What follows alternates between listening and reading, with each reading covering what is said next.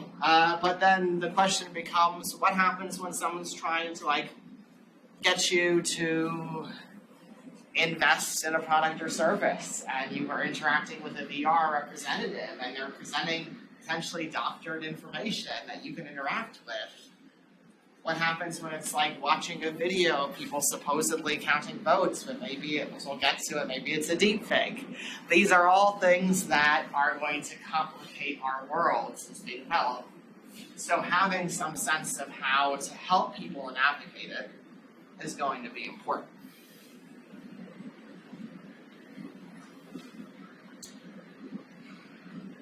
So we'll start as usual with the collaborative. Now, you know what? Let's go to the troll detection game first, because I want to make it interesting. Then we'll go to the collaborative document, if that's all right.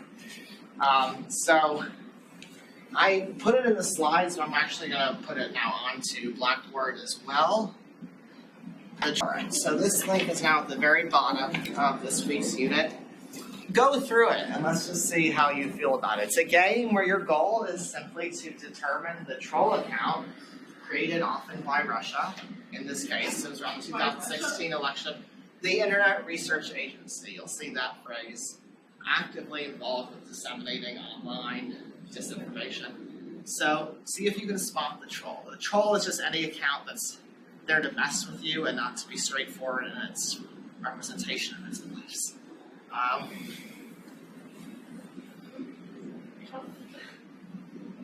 Anybody get surprised by anything so far? In this case, what's the difference between dis and mis? It's disinformation if it's purposeful, if it's a troll. But if your aunt believes the troll and starts sharing the troll's content, that's now misinformation. If your uncle is like, but wait a second, I follow all of these accounts and they're all saying the same thing, it's got to be real. But your uncle just follows 20 troll accounts. The uncle is taking disinformation and turning out misinformation. Anybody have a relative they've caught occasionally sharing misinformation? Ever done it yourself? What do we know? How do we know whether it's true or false, right? Like, that's not always as clear as we talked about in this class. Like, there could be a theory that's supported by 15 experiments, all done on undergraduates, and all done in 1975, and maybe it's not actually as true as it seems. Like, you know, you have to dig a little deeper. So the general definition used is just something that is at odds with the preponderance of evidence, with the balance of evidence. So you have to, what we consider to be misinformation versus disinformation might change over time. Because it's not about the accuracy of the information, it's about your sources, it's about whether you're attending to a larger body of evidence or not. That's really what matters. And as we've mentioned, disinformation, yes, it's often purposeful, introduced by propaganda campaigns by foreign powers, Russia, China, Iran, etc. But, you know, if you're a marketing firm and you're going to fudge the numbers or claim that your product does a little better than it actually does, you're also producing disinformation. Like, you're producing information at odds with the preponderance of evidence. That's just considered acceptable because first day one I talked about conning. What was the origin of the term conning? To con someone? Confidence. Con man is a confidence man. It's a shortening of the phrase confidence man. Because this is all about coming at people with confident claims and hoping that they're, in some cases it seems to be a cultural universal, that we are hardwired to believe confident claims.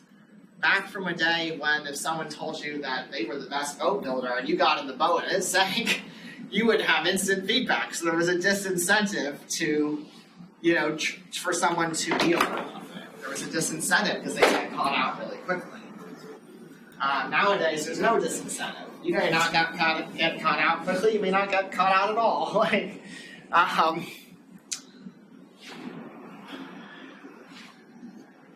and of course, it can be introduced domestically. So, a lot of the hate groups out there, and they are followed by the Southern Poverty Law Center. Hate groups are all about, and they'll do a mix of plausible information and disinformation. The anti-LGBT stuff will have like an extremely biased and half-made-up survey that they use to try to say very negative things about LGBT folks. They use plausible-sounding information, but it's at odds with the preponderance of evidence. It's highly cherry-picked, or it's wholesale fraudulent.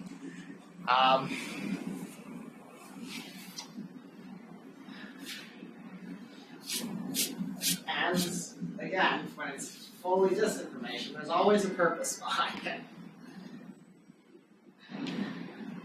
Came along like with, and it's sometimes complicated. Like with Ukraine, there were American Nazis that went to fight in Ukrainian militias. It was true. Putin saying that the Jewish president of Ukraine was supporting a bunch of Nazis didn't make any damn sense, but there were some American Nazis that were going to try to fight the Russians. Like, it's a complicated world. Some very small truths taken out of context and cherry-picked can add up to some very big lies. And of course, if you looked at the Center for Humane Technology podcast, it was entitled, "Is World War III Already Here?" Did that disturb anyone when you looked at that? Did that disturb anyone? Or did you just like, eh? The part where like at the end, I think he was talking about like educating people more, like that was, or just like he brought in like TikTok and all that stuff. So it's scary, like how now thinking about like how easy like you kind of just like, consume information and like. And it's not, as we've discussed, it's not designed to get you really feeling into it and thinking about it more deliberately. It's just and there's this old set of experiments. Have you ever heard of the sleeper effect? I'm just curious. That's where you would tell people, like, have people read one persuasive article and then tell them that it was wrong. And right after you correct it, they'd be like, oh yeah, this is wrong. Then you'd ask them about it a day later. And guess what? The article was more memorable to them than the fact that you told them that it was wrong. And they started to be like, oh, actually, maybe that was right. And they kind of forget the correction. This is a commonly observed, can be really manipulated, persuasive tactic. But it also just shows that it's really hard to get people to remember things, to attach like that non-symbol to things. Like, it's really hard. But of course, it's been going on. It's not like we're only the targets of it. It's just the interesting thing about this disinformation war is that it's designed to make us not function as a country. It's designed to kill our ability to function as a democracy so that we become more vulnerable to foreign influence, more easily pushed around, and ultimately maybe break apart. Like, that's the goal. This thing is going on. It's the real world that we're living in, and having an information environment where we're less vulnerable, where we can be independent decision makers who are capable of making informed choices, is important. It's just that it's not the business case for it. It's like the government never makes. And so when someone like Musk jumps onto X and creates X from Twitter, and does away with all of Twitter's already terrible efforts to rein this stuff in. The government has under free speech laws, has limited regulatory capacity. That's a harm to children. It has limited regulatory capacity, but the EU has more. So if they want to operate in Europe, the European Union specifically, they do have to follow more rules or risk major fines. So there is some context for that. And Musk has introduced further things now, like there's a lot of like fake war correspondence on Twitter over Israel and Gaza, over Russia and Ukraine. And he's done things like actually trying to get people not to click to the news site. He's like, oh, I don't want you to consume your news on another site where it might be accurate. I want you here so you can see advertisements. So he's like downplays the headlines now. They've reprogrammed Twitter to downplay headlines and make it less likely that you would want to click and leave, or that you feel like, oh, this one source of information Misinformation, who's role-playing as a war correspondent, can get me everything that I need. I can link to the wall. I think I link in these slides now to the Walpo article on that. And in terms of goals, like, Russia is definitely just undermine American political cohesion. China has more like specific goals, like economy, one-party state sort of business. Iran is largely about relationships with neighbors and relationships with, like, will the U.S. broaden its arrangements and try to have nuclear agreements. North Korea is just more like pro-North Korea propaganda. These are the current players on the national side. There are plenty on the domestic side. And then there's just good old-fashioned companies doing unscrupulous marketing.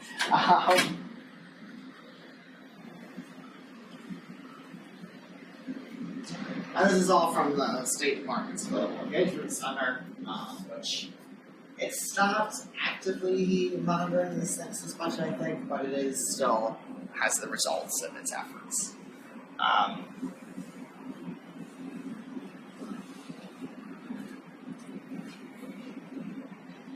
And it's not that any of these are necessarily goals you should disagree with. Like, hopefully we would like some political cohesion in the United States, but you know, it's not saying that these goals are inherently bad. It's saying that they're achieving it through disinformation, through deception and manipulation.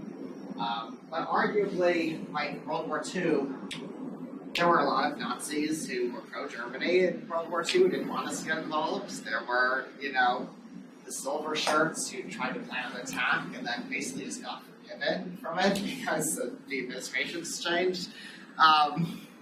There were just plain old-fashioned isolationists in World War II. So propaganda is part of what got us involved in World War II and kept us there. And it was the line between propaganda and disinformation is simply how much deliberate bullshit is there versus just emotional manipulation.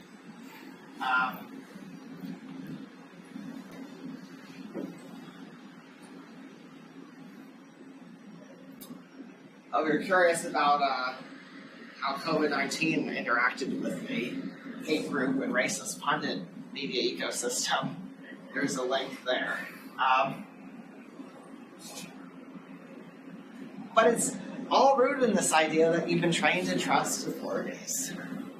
You see a video and someone tells you, I'm just trained to trust people sometimes. You see a video and someone tells you that one country is using banned weapon against another.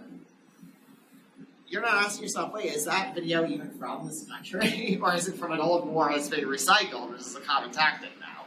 You just see the video, and unless you have a reason to distrust the source, like it's against your political perspective, then you distrust it. But if it's in line with your political perspective, or neutral to you, you're just like, oh, of course, that's happening, now I'm excited about it. And you don't do the additional work because the platform doesn't want you clicking off the fact check, and it doesn't want you thinking so deeply.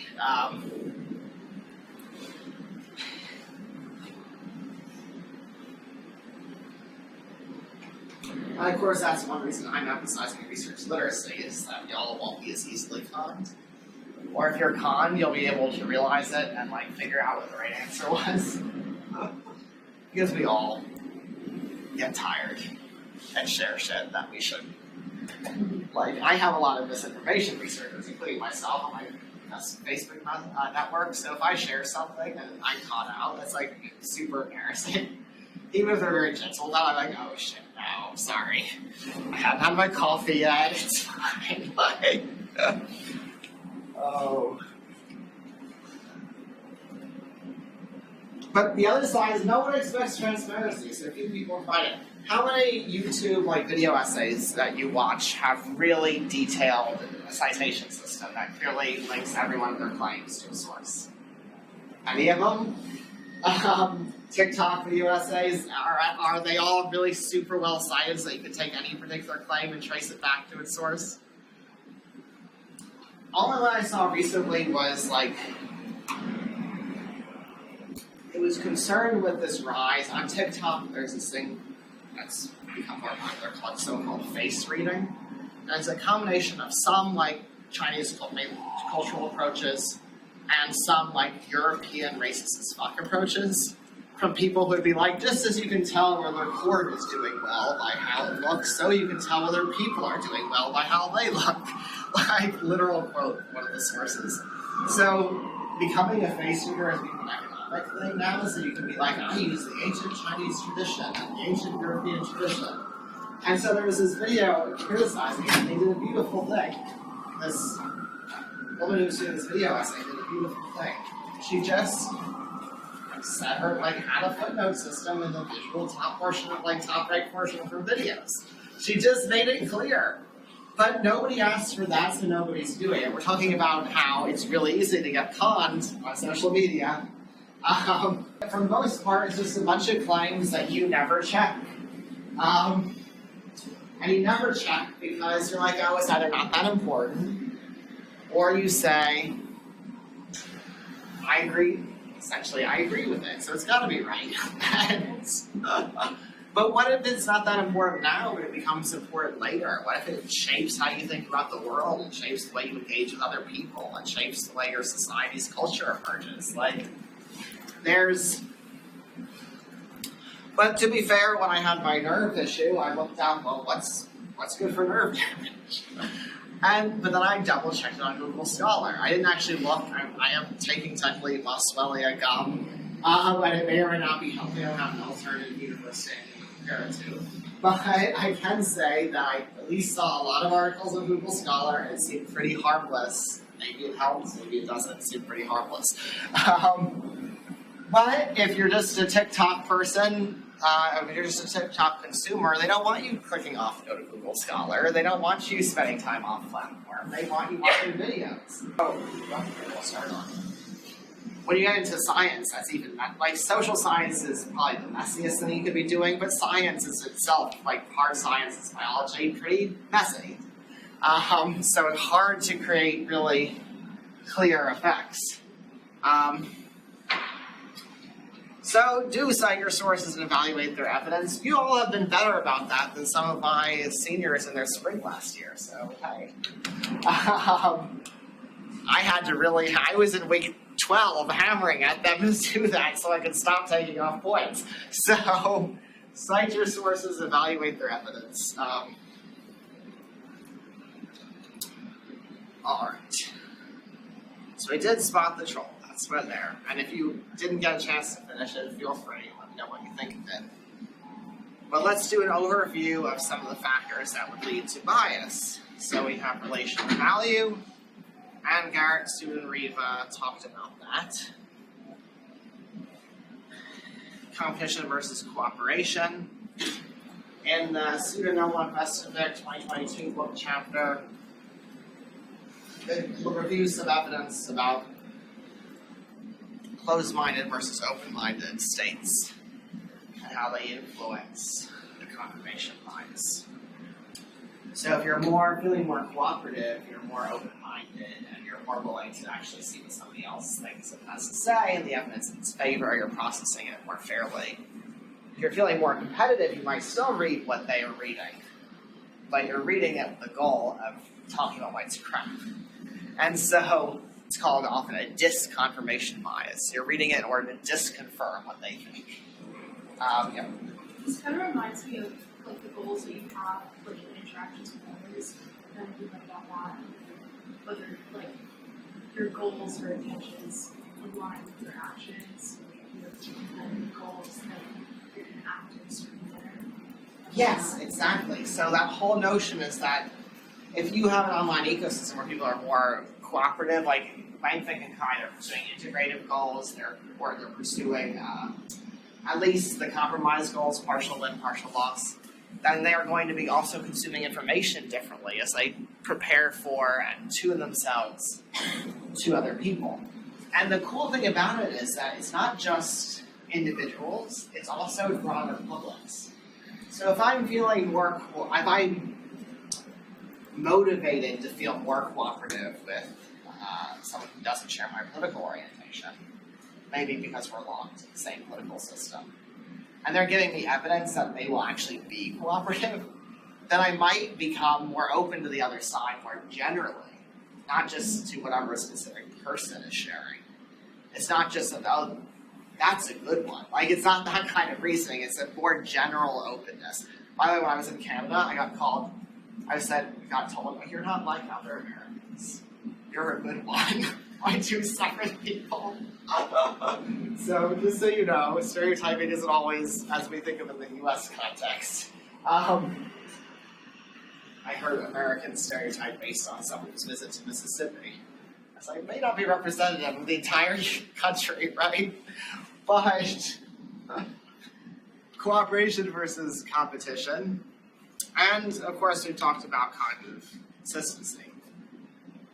And it's not just avoiding challenge with the notion that when you're challenged, you're going to have to figure out, like, well, if I'm wrong about this, what else am I wrong about? It's not just that internal process, that little internal freak-out process. Like, oh, if I got this wrong on this test, what else did I get wrong? It's not that kind of thing only. It's also just that it feels good to be right. And I call that reinforcement seeking. It feels good to feel like our views of the world are going to be stable and consistent and serve us well throughout years to come. People don't like thinking that they're going to have to revise their entire worldview every month, or 2 months, or 6 months. Like, and we've also talked about things like information utility, and even just curiosity. Like, a lot of what you do on TikTok, like if you ever watch like an educational video, how often is that motivated just by curiosity? Most of the time, some of the time, none of the time.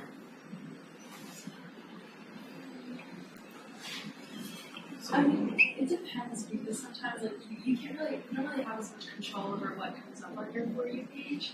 So if you're looking, I guess really, are you asking like if you stay with the video instead of just let's say if you skipping over stay it? with it, if you watch the whole thing, or most of it, like 75% of it. I'd say mostly curiosity, like, especially at the beginning of the video, kind of like it's something that interests you, something that hooks you in, and so your curiosity things kind of happen. Do you do searches for videos on TikTok, or do you generally just see what's provided for you? You can search like for videos, but like generally people just scroll on the Yeah, it's just the feed. portion of the For You page. I think it, like for me it would like depend on like the content of the video because if it like I don't know if I'm using this correctly, but like the algorithm, like if it's like content that I normally would gravitate towards, like it would stay with because I'm curious about it. Maybe it feels like something that's very out of the blue. Yeah, if it surprises you and you have to think more about it, then you really have to make a choice as opposed to, so you think maybe I'm just curious about it, but maybe you're also getting a sense of, oh, this is comforting, my existing knowledge and beliefs are being reinforced, or, you know, that could be going on in your brain at the same time as curiosity. These are not necessarily completely separately co-occurring motivations. I feel like TikTok's kind of turning into like what people used to use Pinterest for too. Like looking up nail and stuff, or like Halloween outfit. And that's what I use it for. So what about something like YouTube videos? Are you more conscious? Never use it? A lot of my students still use it, but they always use it very purposefully. Yeah.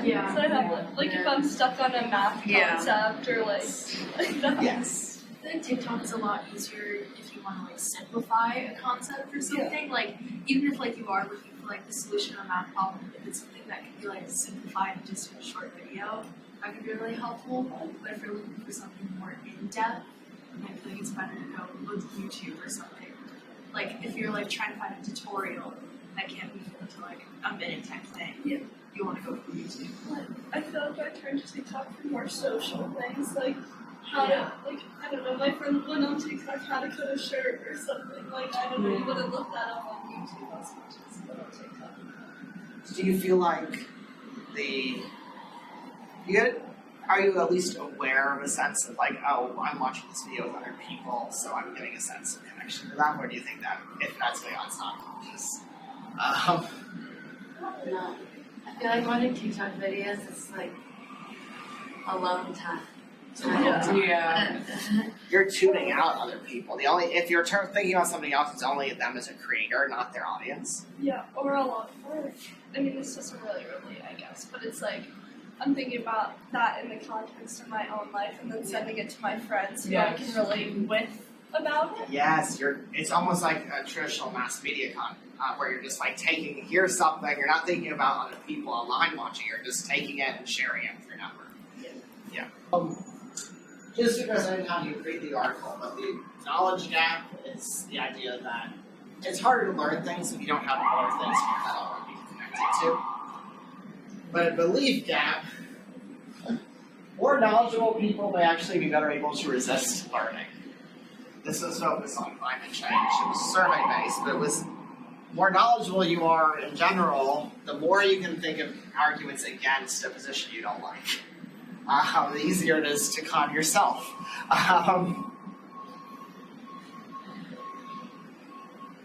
And it's not that you're carefully weighing these arguments and you're just slightly biased. It's more that you can just think of 20 things in favor of your perspective. So you don't think about when there's like 80 in favor of the other perspective.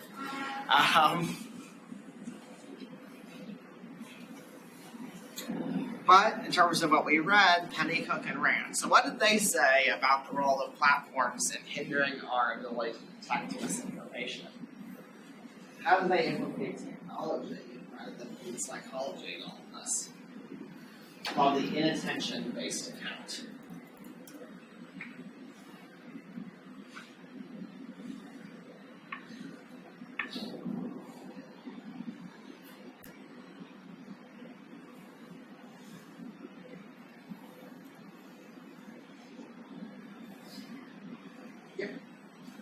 They like did some, like at least a couple of experiments where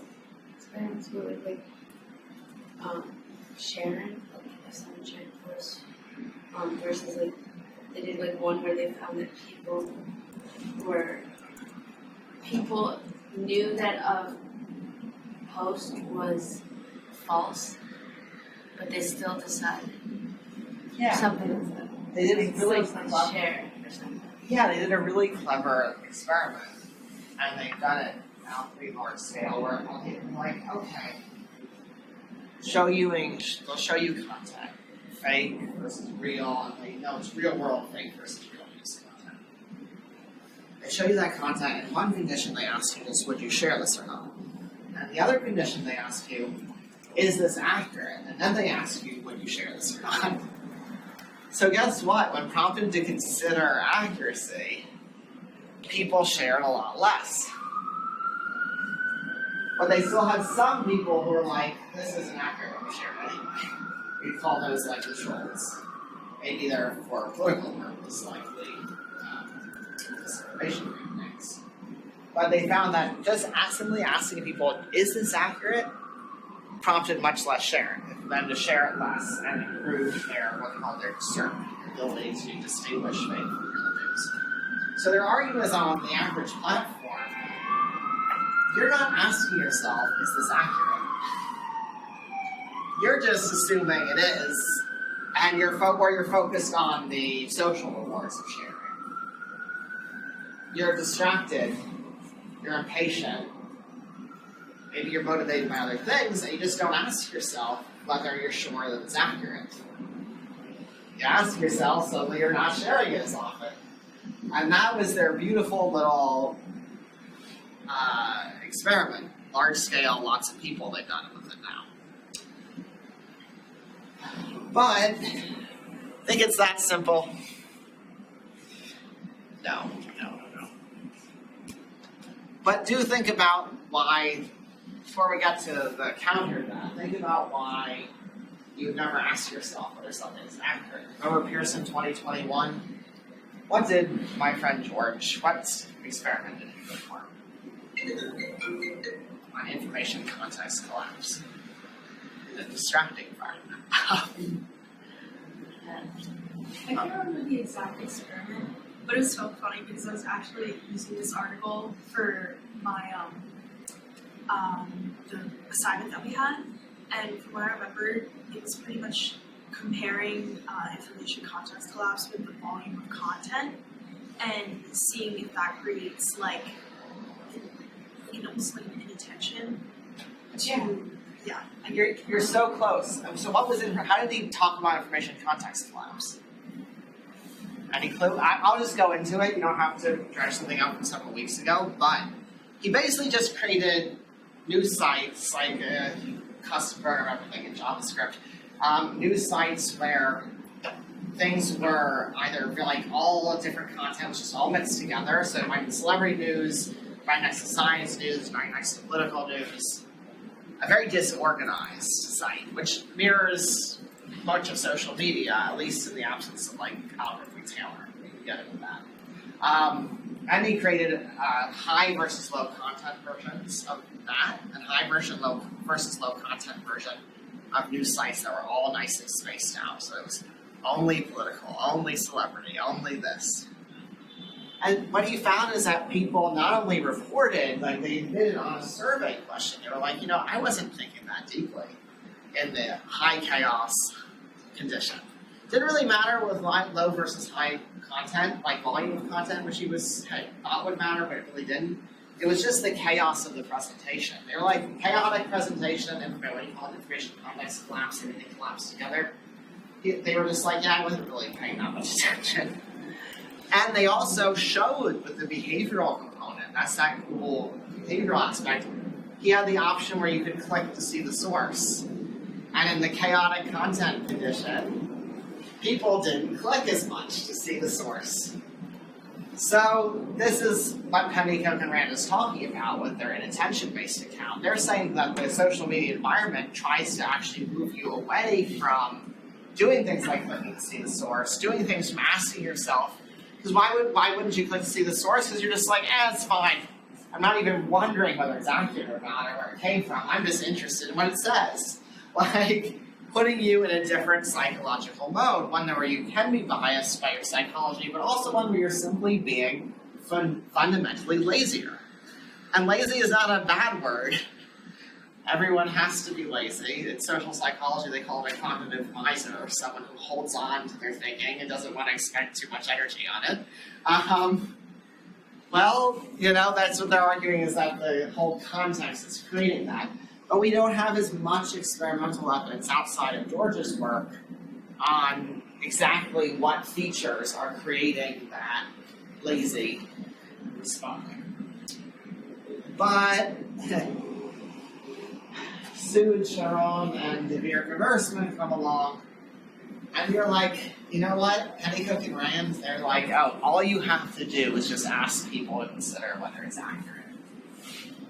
Great.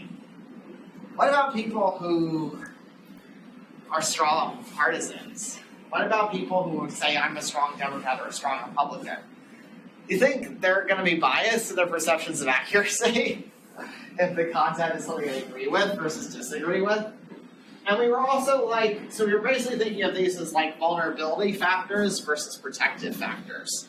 So we have there's a survey called News Media Literacy, which is about are you aware that a news outlet producer can bias its content in certain ways?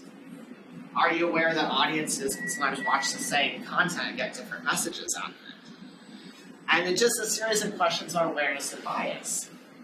So if you're really aware of that potential for bias, you actually do pay a lot of attention to the news outlet cue, whether it's an unfamiliar outlet or a new outlet. You're actually thinking you're trying to be accurate. But if you're a strong Republican, a strong Democrat in our sample, and the content all favors your side, even if you're trying to be accurate, guess what you do? See, I don't recognize that source, but it's got to be true. Excuse me for splitting across the room. But it's got to be true. So that's what we found. Now, we didn't have as large sample sizes as Pennycook and Rand. And I'm really interested in whether follow-up analysis on their data might reveal some patterns by the extremity with which you're a strong Republican or a strong Democrat. And they should have that data. I just haven't done a secondary analysis yet. But the point is that because they make their data available, which is very nice and transparent. But the point is that even if you're aware of bias, you're not always going to be so good at correcting for it. Not if it appeals to what you want to believe in the first place. So, does anybody want to admit to having a situation where you were challenged and only after really fighting to hold on to your initial belief did you eventually give it up? Because you realized you just couldn't muster enough arguments for it? Anybody ever had their mind? No. Anybody ever had their minds changed by somebody else online? I'm saying not. No one wants to tell the story. They're embarrassed by it. It's fine.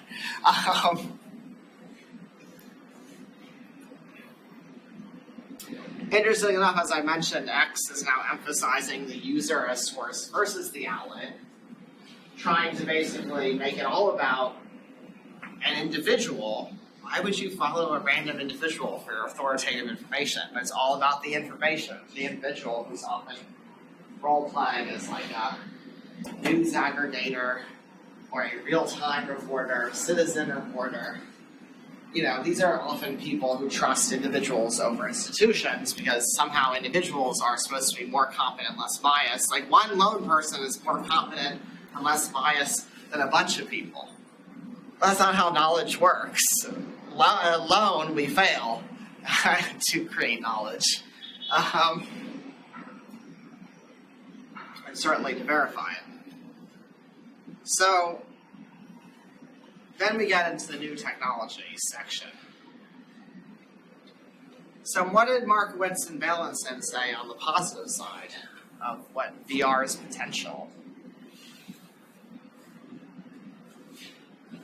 Like, educating people about climate change and about like different practices, about like underwater, like I don't know, like have people actually interact and see these things, like hopefully that engage better with them and see like the truth about it rather than just reading like this. Why does the VR group get you? They talked about like I don't know, I like connected to the perspective taking thing we talked about a while ago, like people have trouble like putting themselves in other people's shoes, and then for VR like you're literally being put in something else's perspective. So they said it could help a lot with that, like actually understanding the implications where you like have the failure to like do the perspective taking from that other reading. Yes, that is great. From the Faciliate Crusoe 2012 reading. Can you overcome that failure by literally just forcing people to take other people's perspectives? And it's the variable I think they talked about. What was the term they used? I'm blanking on it. It was basically just the richness of it. The fact that you could see it through visual modalities, you can hear it around you. It creates this surround sound. It's cool. You can actually there's a virtual workspace through where you can actually set up to like have your laptop projecting a screen in front of you, and if you have like too small a monitor, you can just create a virtual monitor there, and you can type on it, and then you can call over a blackboard, and you can stand up and you can draw on your blackboard. It's a little clunky because the controls have to be more slowly moved to create letters, but honestly, there's a lot of potential, and one that's really funny to watch people do. And as I talk about this, I want you to think about what affordances these might be, like, for example, bandwidth or social presence created through VR. Right? There's one where people have to walk along a platform, they feel like they're walking over like a precipice. And so you see them like shaky and nervous, even though they're just walking up the carpet. Now, I was a little bit anxious before doing that for the first time, so I was like, okay, Daniel, if you want to do this, not make a fool of yourself. I was like, oh, notice the texture of the carpet, tune into that, and you'll break the illusion that you're along this precipice, feeling all wonky, and then suddenly falling. You see people falling up, they throw their hands up like that. Like a movie series. There's this series called Immersion, and like I don't know, that's what it reminds me of. Basically, what you were saying was basically being put in a completely different situation, kind of like in a different world almost, and realizing the key to like getting out of it is realizing that it's not real. That is that you can learning how to manipulate your own environment instead of letting it manipulate you. Kind of with what you were saying, like rather than being shaky and actually realizing like, oh my gosh, I'm standing on this great precipice, just realize you're on a carpet. Come on, like you'll be fine. So like that's kind of like the key to trying to manipulate your perspective and surroundings. Okay, so next class I am going to bring the helmet in. We'll have, I think they need special disinfectant wipes, so you don't damage the lens, but I'll try to get some stuff. If you want to try it, you can. Or if you just want to watch me make a fool of myself, clearly I'm not above doing that. So I will happily show you some of that. I could bring in the Chromecast, but I don't think getting this one that hooked up with this. Because the Chromecast, you can see what the person going through VR is seeing. The biggest obstacle was actually just I stopped paying for the fancier VR and workout routine, and the other ones, well, the free ones aren't as good. But I'll show you. There's a meditation app that's kind of cool. I can let you try that if it's still around. It was struggling for a while. But then this all brings us to deepfakes. So what do we learn about deepfakes in the reading status? How do you read like the introduction to it? But what's a deepfake? It's where they take like a famous person's face and then like put it on the face of like an actor using AI with pictures that already exist of them, so that it's like you have the actor talk and it looks like the person is saying those things. Yes. Anyway, I feel like I would never be fooled by that. Can you imagine what VR deepfakes would be like with Stop the Steal? Imagine if you thought you were watching election counting in real time, but it was all bullshit. Imagine the sophistication of deepfakes combined with disinformation combined with VR. That's a world that is a little bit scary, but on the hopeful side, if there is a hopeful side, we had the interesting thing is we had a 7-country survey that basically showed that simply including a picture on a social media post increases the extent to which it's affecting you emotionally, which can increase your willingness to believe it, increase your willingness to share it, but can also increase your attention to verify it. So you're actually aware that you're feeling hyped up. So this was like a 7-country experiment. Getting stimuli for 7 different countries. I was only fortunately working on the Israel version of it, not the US, Brazil, Hong Kong, and a whole bunch of other places, Egypt. We did this study with like 20 different authors. But the cool thing was it was pretty consistent that people who believed it and wanted to share it also kind of thought to themselves, hey, is this true? So it's a little bit of against penny hook and land. Is that people may actually be thinking that, it's just that that thought can get snatched out of their minds because unlike a real social media platform, we just have them looking at content. We also, I think we did ask them about perceptions of accuracy, so again, penny hook and land would say that that made a huge difference in our results. I have to double check whether we did that, it's been a while since we did the study. Small details can make a big difference. I will, but first let's do some fun deepfakes. So, this is one entry of We're entering an era in which our enemies can make it look like anyone is saying anything at any point in time, even if they would never say those things.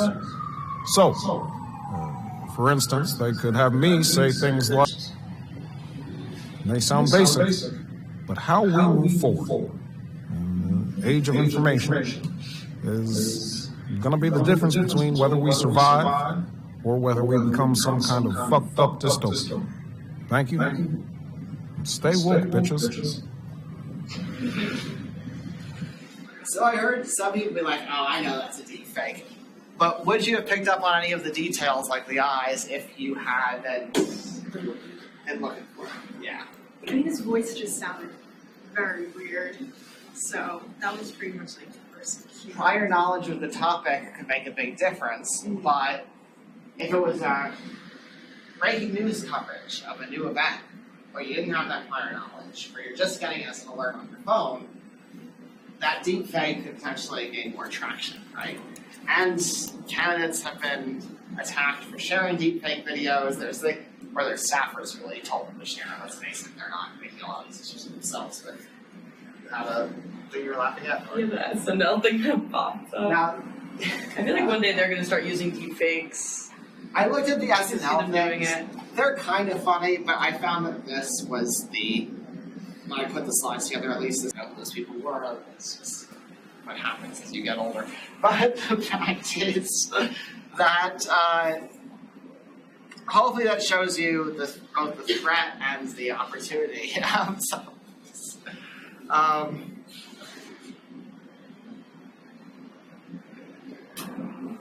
So, yeah.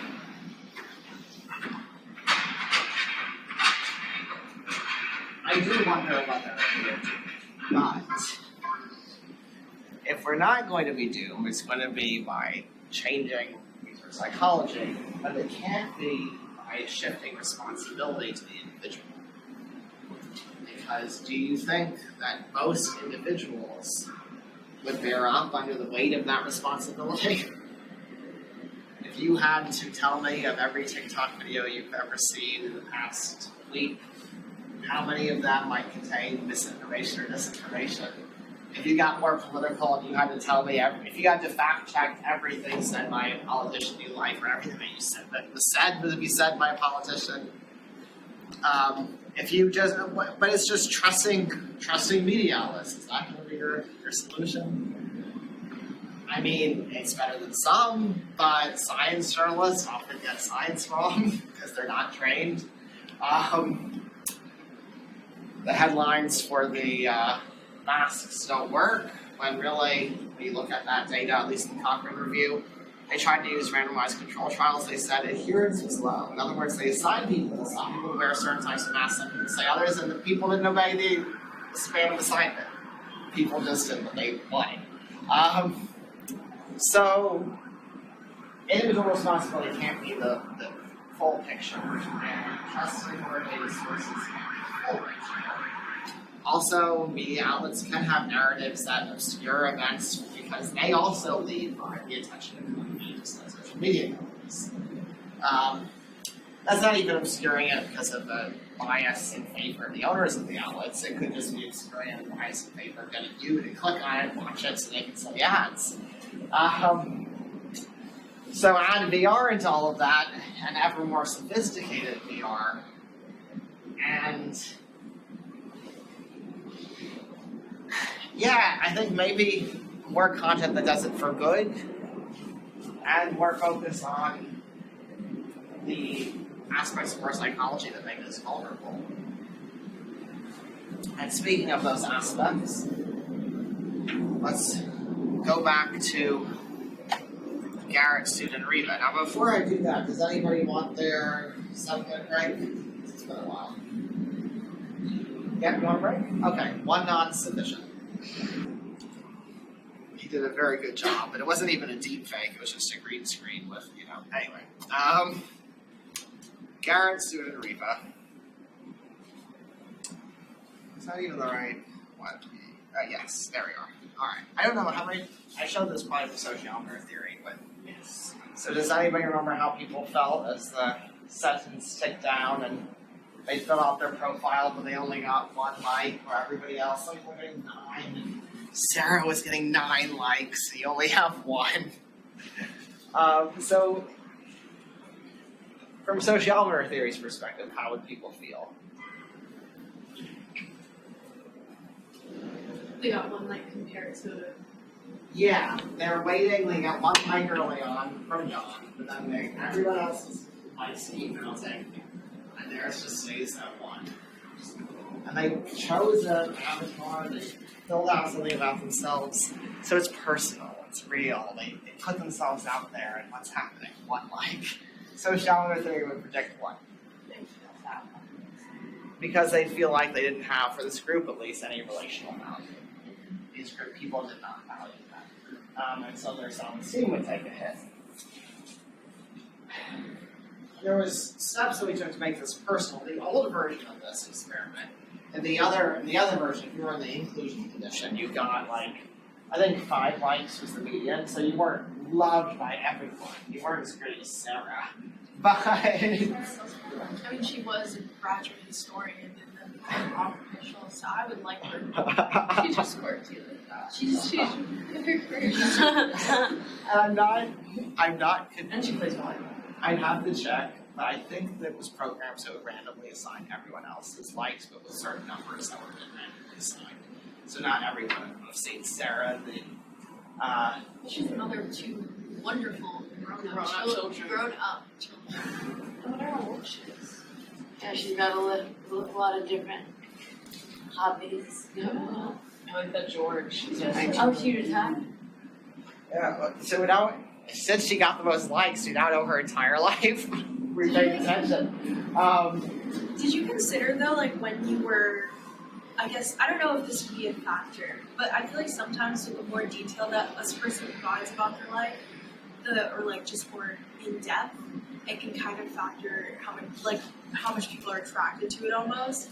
Was that like a factor you considered? Because like. So that's how we would have randomly assigned the numbers, so that it wasn't always Sarah who got 9. It would be Sarah who sometimes get 5, sometimes get 3, whatever the numbers were that we were randomly throwing out there. So it didn't matter. It wouldn't matter in the long run across 200, 400 people. It wouldn't matter. But for the people in that condition, maybe there was an extra factor.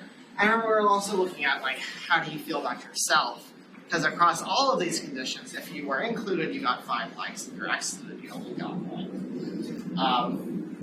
There are other things we can control for how much depth they put into their profile, etc. But the experimental condition, on average, it had an effect. And it had a very interesting effect. So then we say, okay, I'm so sorry. One of your teammates had to drop out. Sorry, this ruins these life experiments for you.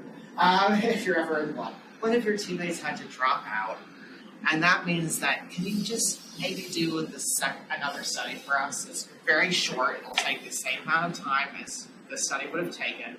If you're just willing to, do the study on fact check messages, then, it would really help us out. You get your fun, you get your rewards, and you go for it. This is a diverse but not represented sample. So just a bunch of people signed up to do studies for money and rewards. So then everyone says, all right, that's fine. And then we actually did 2 additional versions of the so-called study 2. In the first one, it was privacy focused. Said, hey, by the way, your response will be completely anonymous. Completely. Don't worry about it. Just say what's on your mind, basically. The other one said, your responses, your opinions about this fact check messages might actually be featured in a public report looking at these fact check messages. So 2 different versions of the study. And then we had them look at these messages, and we culled them from a variety of sources. We made sure that they were the same, reading ease, so the same kind of difficulty as /ease with which they could be read. I think we made sure it was all 8th grade level. So the average 8th grader could get through it. And, because we're doing a diverse sample, because adults. And we made sure they were accurate. How many people was this? We had ultimately, I think, about 400. I only said a number for a while. So it was it was over 100 each condition. And they were either public or private, and included or excluded. That's the inclusion or exclusion we're saying here. In this case, they excluded the ostracized. Ignored. Nobody likes the profile. But Sarah, on the other hand. So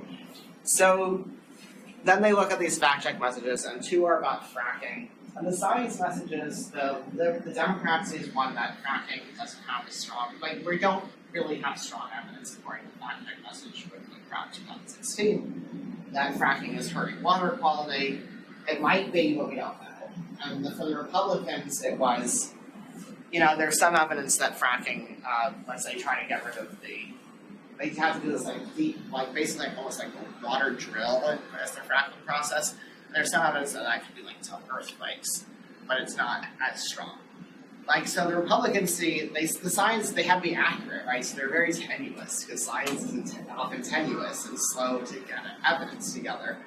But they were still potentially threatening to conservatives and Democrats, to Republicans and Democrats, since they were divided it. And as for the political messages, that was, hey, Democrats, in spite of what a lot of Democrats believe, Russia did not directly alter vote counts in 2016, in spite of daily costs, I don't know if they say costs or costs, but we ever read it, online, reports of tampered machines and things, and none of those turned out to be true. It wasn't direct altering of vote tallies. It was through troll campaigns, not through device, technological manipulation. And the Republicans saw, hey, Republicans, all these reports about voter fraud, well, the one about people being illegals, well, those, if you go to the actual data, those same people doing a longitudinal study, they sometimes accidentally click that they weren't citizens, but they were citizens beforehand, they were citizens afterwards, so let's not interpret that data. And other things with voting fraud, basically a lot of the claims about voting fraud that have been made by some Republican politicians are illusions. They're based on bad data collection or bad data interpretation, which is not to say it never happens, it's just to say that those instances, popularly cited instances, they were not true. So, Democrats saw a science message and a politics message. Republicans saw the science message and the politics messages.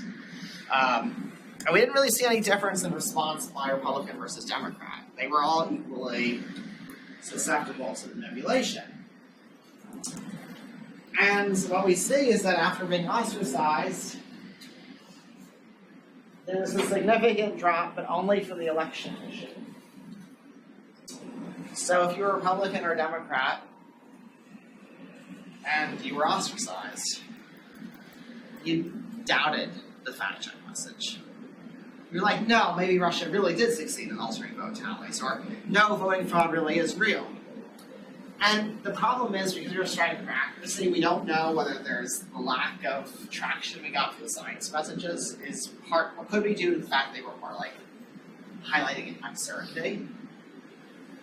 And it could be also that they didn't highlight the consensus position. They weren't most Republicans believe that fracking was perfectly safe. We didn't start out that way. So they weren't quite comparable with political messages. So our bad. But we could have made it work. We could have thought for comparably along other dimensions. We pre-tested them, but we pre-tested them for things like newsworthiness, interestingness, whether you thought other Republicans or Democrats believed that. We did have that perspective, but we didn't control for that in the message itself. So that could be part of the factor. Either way, would you really believe that only getting one like on social media would make you doubt a fact check message? Is that anything that you would own for yourself? That relationship is something you can only reveal through experimental designs. Because most people, if you were to survey them or interview them, would be I would have no idea my brain works in that way. I'd have no idea that I might be more attracted to share a belief held by other group members if I've recently been told that I have low relational value by a bunch of strangers. It's not something that we would intuit about ourselves, but it's something that we demonstrated, just like I have research showing that the more that you read work by fellow Republicans and fellow Democrats, the higher the state self-esteem that you report. The more likely you are to say, I agree that I have high self-esteem at this moment, based on the number of seconds that you spend reading work by fellow Republicans or fellow Democrats, if you don't have partisan identity. So these are not things that people would know for themselves. These are things that could be shaping their behaviors behind the scenes, because it makes reading that work just a little more pleasurable. It makes defending the accuracy of so-called myth. That's the fact check message has told you. A lot of people who share an identity with you believe this myth. Your brain lights up and says, oh, maybe I should believe it too. It's not a conscious process, but it's a reward that occurs that can shape your behavior.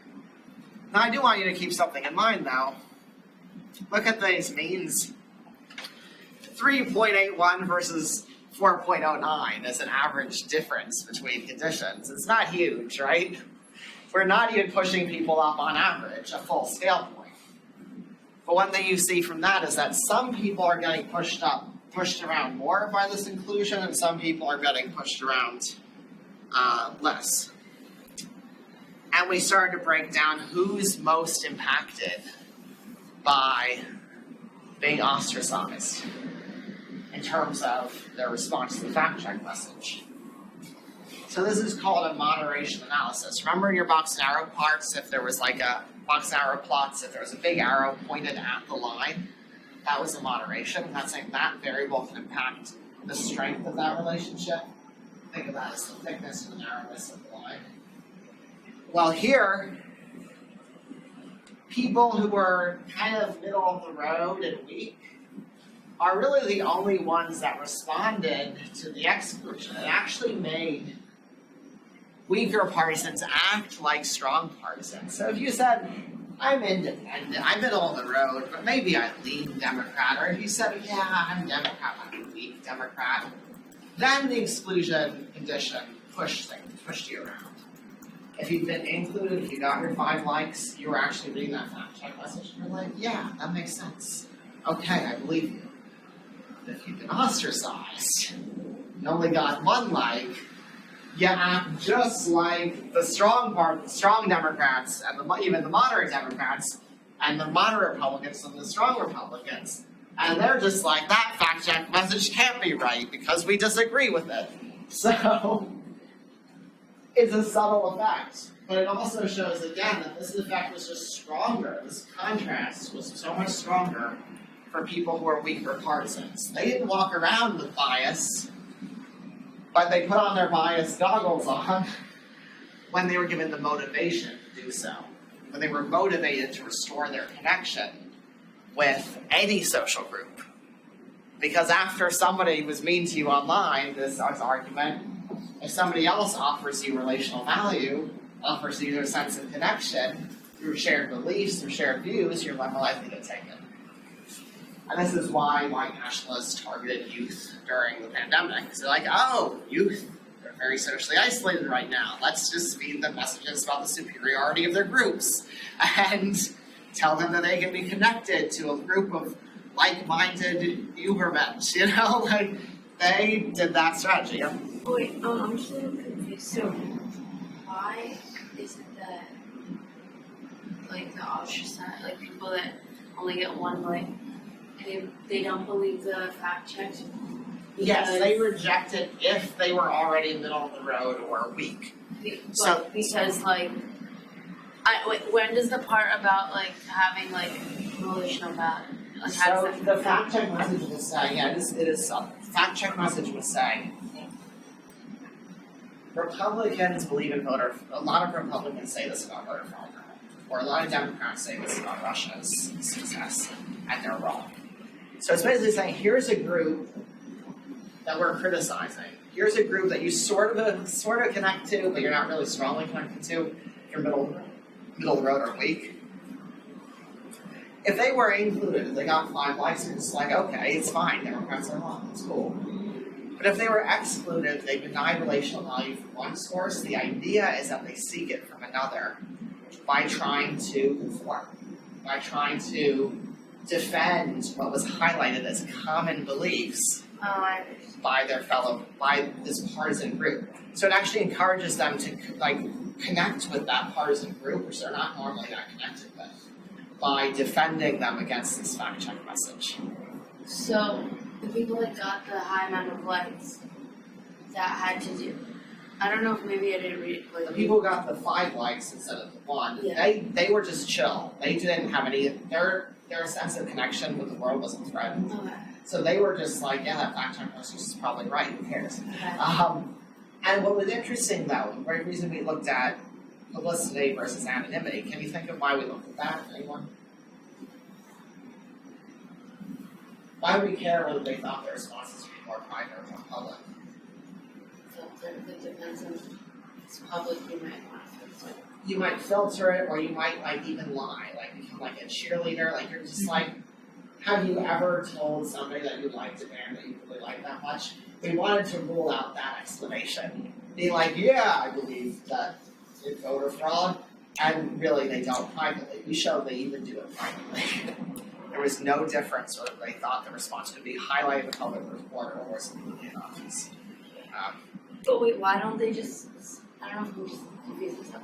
But why don't they, if the people that are getting the high amount of likes are also the people that are like agreeing with the fact check, why don't the people, like the people that aren't getting one like, why don't they just then agree with everyone else's? Well, because they don't know that information. So they're Okay. doing this in a separate study. Okay. So they don't know what happens for anybody else in that study. They're just alone at their computers taking this, and they're just like, okay, they're just feeling that sting of social rejection, and they're just like doing something mentally that'll soothe them. Okay. They'll make them feel better. And what makes them feel better in this case? Agreeing with Republicans, or if they already have some leaning in that direction. Whereas the people who are already like, I'm a strong Republican, they're just rejecting it out of hand anyway. Whether you included them or excluded them, they're just like, nah, fuck y'all. Like, and it's a little scary. And again, these aren't huge differences. It might be less of a fuck y'all and more of a, I don't trust that. More just a skepticism rather than an outright rejection. That's hard to say from our data. But the people who were not the least skeptical of the fact-check messages were people who had gotten 5 likes, and they weren't that strong in their partisan commitments to begin with. They were the ones that were most open-minded and fluid, no skin in the game. But the weird thing is, if you want them to have skin in the game, all you have to do is give them just 1 like, as opposed to 5 likes. Then their brain is freaking out, seeking social connection wherever it can achieve it.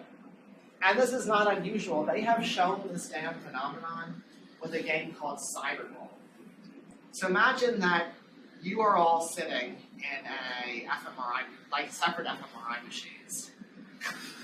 Or just on separate computers. They've done it with fMRI machines, but you can just see separate computers.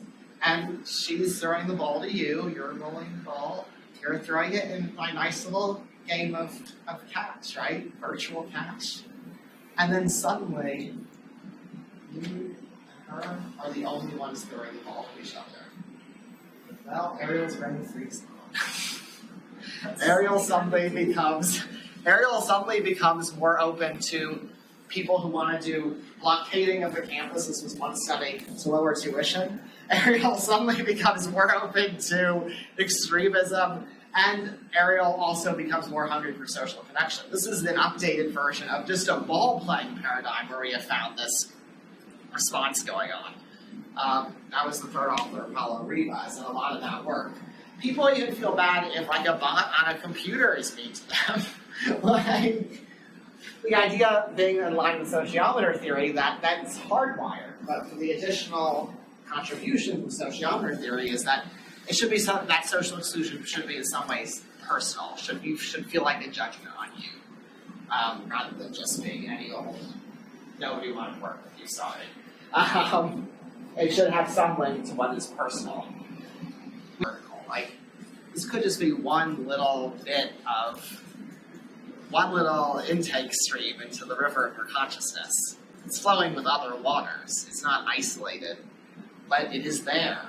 And you may only see it since it's mixed up with all those other waters. You may not notice it until an experiment disentangles that.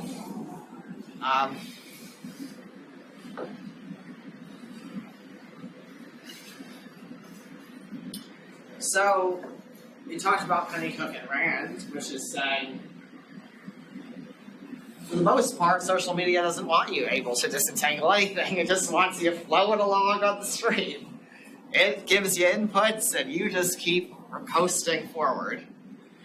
And that can lead some people to be confused. But they also said that some people, this is an account I was confident, even if they thought it might not be accurate, they shared it anyway. So when we ran Sude and Garrett Persman, we had to come up for the reviewer with like potential ways of having interventions. And like, we don't interested in just doom and gloom stuff. We want to, what can we learn from this? So we were like, you have to make it, even if you share something, like let's say you were very pro-Trump, and you thought that anything that made Trump seem great was what you should share. So we had, like in an intervention, you'd have to emphasize, well, if people later see that as fake, they stop trusting anything, including the pro-Trump stuff. You know, it'll be used to criticize your side. I also proposed, because I had to come up with these interventions to appease the reviewers, I was like, well, you could combine that with something emphasizing basically what I teach in this class, which is research literacy and transparency of research rather than just believing headlines.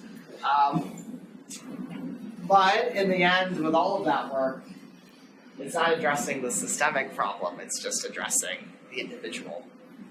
But hey, you know, that's always a balance, and the individuals still have some power, not alone, but in aggregate. So if you can improve the behavior of enough individuals, maybe you make a difference. Particularly if you can improve the behavior of strong partisans, who it's not as simple as just ask them to ask whether something's accurate or familiar to them. They have more going on in their stream of consciousness around the issue.